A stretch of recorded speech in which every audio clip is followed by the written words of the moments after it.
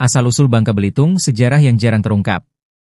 Bayangkan sebuah gugusan pulau di lautan biru yang tenang. Pulau-pulau ini seolah terapung di atas permukaan, dikelilingi pasir putih yang lembut, bebatuan granit raksasa yang misterius, dan cerita masa lalu yang penuh rahasia. Tempat ini kini kita kenal sebagai Kepulauan Bangka Belitung, sebuah daerah yang bukan hanya indah untuk wisata, tetapi juga menyimpan sejarah panjang tentang perdagangan, kolonialisme, perjuangan, dan warisan budaya yang jarang diungkap. Sebelum kita masuk lebih dalam ke perjalanan sejarah Bangka Belitung yang panjang, jangan lupa untuk mendukung channel ini dengan cara subscribe, like, dan share, agar kisah-kisah berharga dari Nusantara ini bisa terus kita gali bersama. Karena setiap jengkal tanah di negeri ini, punya cerita yang pantas untuk dikenang. Bab 1, Jejak Awal di Laut Cina Selatan. Sejarah Bangka Belitung tidak bisa dilepaskan dari posisinya yang strategis. Pulau-pulau ini berada di jalur perdagangan penting di Selat Karimata, yang menghubungkan Laut Cina Selatan dengan Samudra Hindia. Sejak ribuan tahun lalu, pedagang dari Cina, India, dan Timur Tengah sudah melintasi jalur ini.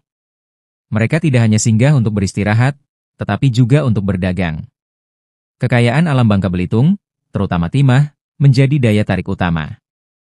Bahkan, jauh sebelum bangsa Eropa datang, orang-orang dari Cina sudah mengenal pulau ini dengan sebutan Manka atau Wangka. Bab 2, Legenda Nama Bangka dan Belitung. Nama Bangka diyakini berasal dari kata Wangka yang berarti timah dalam bahasa Sanskerta. Kata ini kemudian diserap dalam bahasa Melayu kuno menjadi Bangka. Sedangkan Belitung berasal dari kata Biliton yang juga berakar pada bahasa Sanskerta, merujuk pada tempat penghasil timah. Kedua nama ini memperlihatkan betapa pentingnya mineral timah sejak masa lampau. Bukan hanya sebagai komoditas dagang, tetapi juga sebagai identitas daerah. Bab 3, Masa Kerajaan Sriwijaya. Pada abad ke-7, kepulauan ini masuk dalam pengaruh Kerajaan Sriwijaya yang berpusat di Palembang.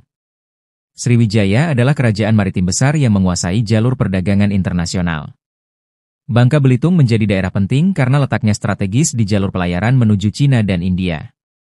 Bukti arkeologis menunjukkan adanya peninggalan berupa prasasti dan jejak-jejak perdagangan kuno yang menandakan aktivitas Sriwijaya di kawasan ini.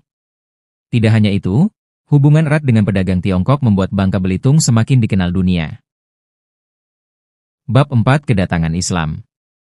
Seiring melemahnya Sriwijaya, Bangka Belitung mulai dipengaruhi oleh kerajaan-kerajaan Islam di Sumatera dan Jawa. Islam masuk melalui jalur perdagangan.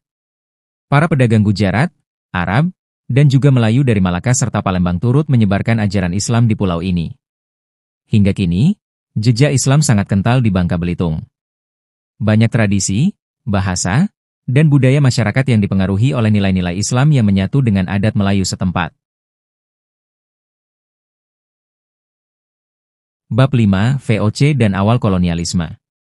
Abad ke-17 menjadi titik penting ketika bangsa Eropa mulai datang. Belanda melalui VOC, Verenigde Oost-Indische Compagnie, menjadikan Bangka Belitung sebagai salah satu wilayah penghasil timah utama. Namun, VOC tidak langsung berkuasa penuh. Mereka harus bernegosiasi dengan Kesultanan Palembang yang saat itu menguasai wilayah Bangka Belitung. Perjanjian-perjanjian dagang dibuat, tapi seringkali merugikan rakyat setempat. Bab 6, Masa Kesultanan Palembang. Kepulauan Bangka Belitung dulunya merupakan bagian dari Kesultanan Palembang Darussalam. Sultan Palembang memiliki pengaruh besar dalam pengelolaan tambang timah. Para pekerja tambang didatangkan, termasuk orang-orang Cina yang dikenal ulet dalam menambang. Mereka kemudian membentuk komunitas yang cukup besar di Bangka, yang hingga kini dikenal sebagai etnis Tionghoa Bangka. Perpaduan budaya Melayu dan Tionghoa menjadi ciri khas unik daerah ini. Bab 7, Pertarungan Kekuasaan, Belanda versus Palembang. Seiring berjalannya waktu, Belanda semakin rakus menguasai tambang timah. Perselisihan dengan Kesultanan Palembang pun tak terhindarkan. Puncaknya terjadi pada awal abad ke-19, ketika Belanda berhasil menaklukkan Kesultanan Palembang. Tahun 1824, wilayah Bangka Belitung resmi dikuasai penuh oleh pemerintah kolonial Belanda. Bab 8, Sistem Pertambangan Kolonial. Belanda kemudian mengatur pertambangan timah dengan sistem monopoli. Mereka membawa teknologi, tetapi juga menindas rakyat. Ribuan pekerja didatangkan dari Cina untuk bekerja di tambang. Kehadiran mereka membuat Bangka Belitung menjadi salah satu daerah multikultural. Namun, Sistem kerja paksa dan diskriminasi menimbulkan penderitaan mendalam. Bab 9 Perlawanan Rakyat Bangka Belitung. Rakyat Bangka Belitung tidak tinggal diam. Perlawanan terhadap Belanda berkali-kali meletus. Salah satu tokoh penting adalah Depati Amir, seorang pejuang asal Bangka yang gigih melawan kolonialisme. Meski akhirnya perlawanan sering dipadamkan, semangat juang rakyat Bangka Belitung tidak pernah padam. Mereka menjadi bagian penting dalam sejarah perlawanan bangsa Indonesia. Bab 10 Masa Jepang. Ketika Jepang masuk pada tahun 1942, situasi semakin sulit. Jepang mengeksploitasi tambang timah lebih kejam daripada Belanda. Rakyat dipaksa bekerja tanpa upah, bahkan banyak yang meninggal karena kelaparan dan kekerasan. Namun, masa ini juga memunculkan semangat baru untuk meraih kemerdekaan. Bab 11 Proklamasi dan Integrasi ke Indonesia. Setelah Indonesia memproklamasikan kemerdekaan pada 17 Agustus 1945, Bangka Belitung pun bergabung ke dalam Republik. Namun, perjuangan belum selesai. Belanda sempat ingin kembali menguasai wilayah ini, tapi rakyat bersatu mempertahankan kemerdekaan. Bangka bahkan pernah menjadi tempat pengasingan para tokoh nasional seperti Muhammad Hatta dan Sultan Syahrir pada masa agresi militer Belanda. Bab 12 Bangka Belitung menjadi provinsi. Awalnya, Bangka Belitung termasuk dalam wilayah Sumatera Selatan. Namun, setelah melalui perjuangan panjang, akhirnya pada tahun 2000, Bangka Belitung resmi menjadi provinsi ke-31 di Indonesia dengan nama Provinsi Kepulauan Bangka Belitung. Bab 13 Warisan Budaya dan Identitas. Selain sejarah politik dan ekonomi, Bangka Belitung juga menyimpan warisan budaya luar biasa. Dari bahasa Melayu, kuliner khas seperti martabak Bangka dan mie Belitung, hingga tradisi keagamaan yang kaya.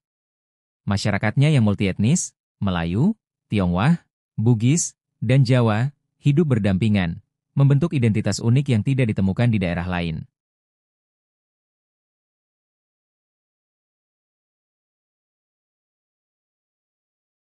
Penutup, sebuah cermin sejarah. Kisah Bangka Belitung adalah kisah tentang laut, perdagangan, pertambangan, kolonialisme, perlawanan, dan persatuan. Pulau-pulau indah ini bukan hanya sekadar destinasi wisata, tetapi juga saksi sejarah panjang bangsa. Semoga setelah mendengar kisah ini, kita semakin menghargai betapa kayanya sejarah Nusantara. Jangan lupa untuk terus dukung channel ini agar kita bisa menggali lebih banyak cerita-cerita berharga yang jarang terungkap.